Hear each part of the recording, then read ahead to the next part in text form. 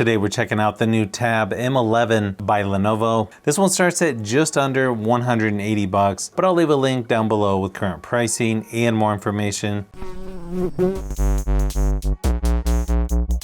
It's got an 11-inch IPS display at 1920 by 1200 resolution, up to 90 Hz refresh rate, and 400 nits brightness. It comes with a MediaTek Helio G88 processor. The one I have here is 128 gigabytes of storage, 4 gigabytes of RAM. Comes with Android 13, and they're saying this one's going to get 2 years of software updates to Android 15. Not really the best out there. Could be a little bit better in my opinion. It's got a 7040 milliamp hour battery and up to 15 watt fast charging. Although nowadays, I don't know if I would consider that fast charging. You can also get this with the Lenovo Tab Pen, which is definitely a step up from your typical capacitive stylus. It's got a quad speaker setup with Dolby Atmos. You can also expand the storage with a micro SD card. And surprisingly, this has a 3.5mm headphone jack as well. Inside the box, you've got a quick start guide, safety and warranty information, and micro SD card removal tool as well.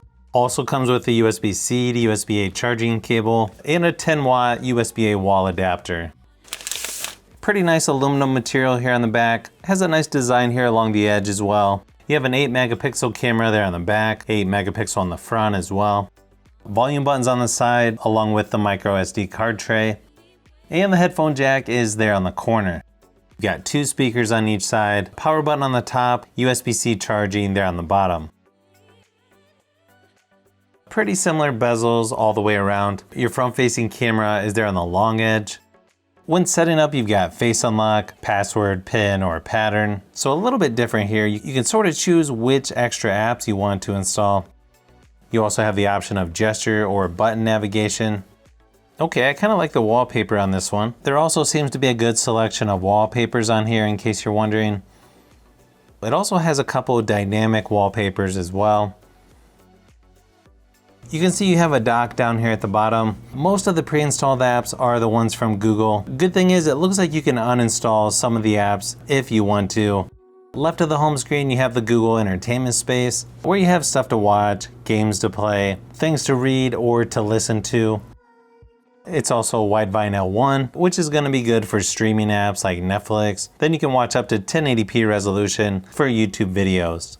You'll also notice you have a taskbar down here at the bottom, which makes it a little bit easier to switch between the apps. It looks like it's using about 25 gigabytes of the 128 gigabytes available. You can see it's got your notifications over on the left, shortcuts over here on the right. Kind of reminds me of what you see on an iPad or some of the Xiaomi phones and tablets.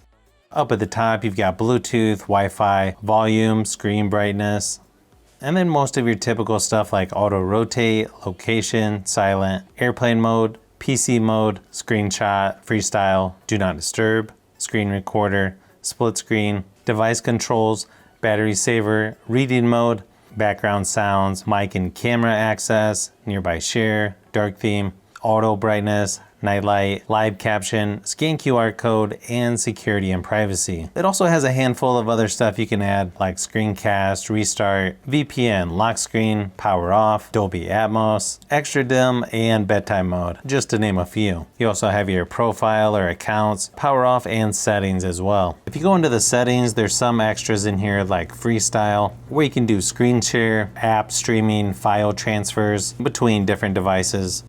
It also has one vision where you've got smart rotate, floating window, or split screen. Kind of nice, it lets you choose what the animation is when you're charging the tablet.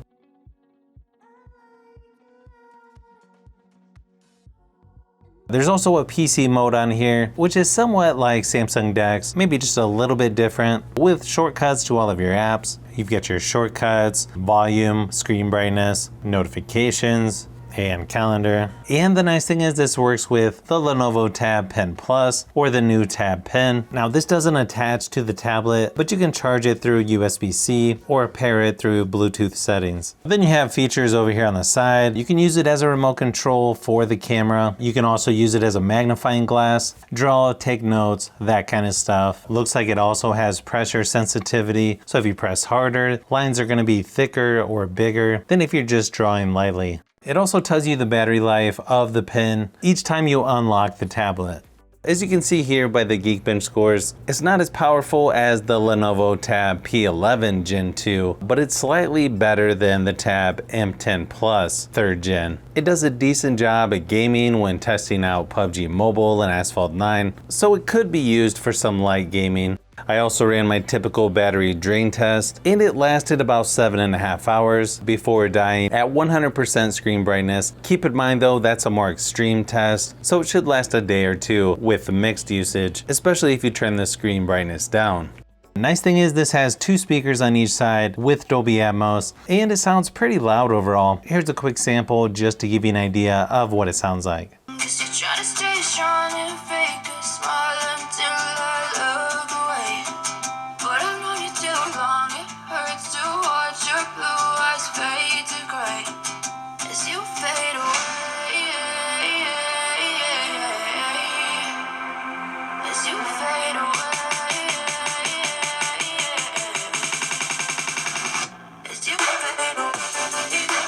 The camera app on here is pretty simple. You've got AI scan, camera, and video. You can shoot up to 1080p resolution for video recording.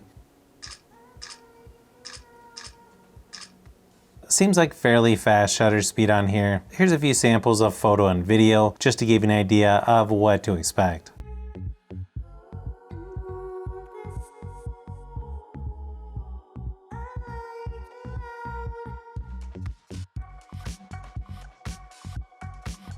Video and photo quality are sort of what you would expect from a tablet in this category. Not the best out there, but it might be just good enough if you had to do a Zoom meeting or other video conference call. So hopefully this gave you a little closer look at the new Tab M11 by Lenovo. I'll probably have to compare this to a couple other tablets to see how it stacks up. But if you like tablets, phones, and other tech, I've got a lot more that I'm working on, so keep an eye out for those upcoming videos.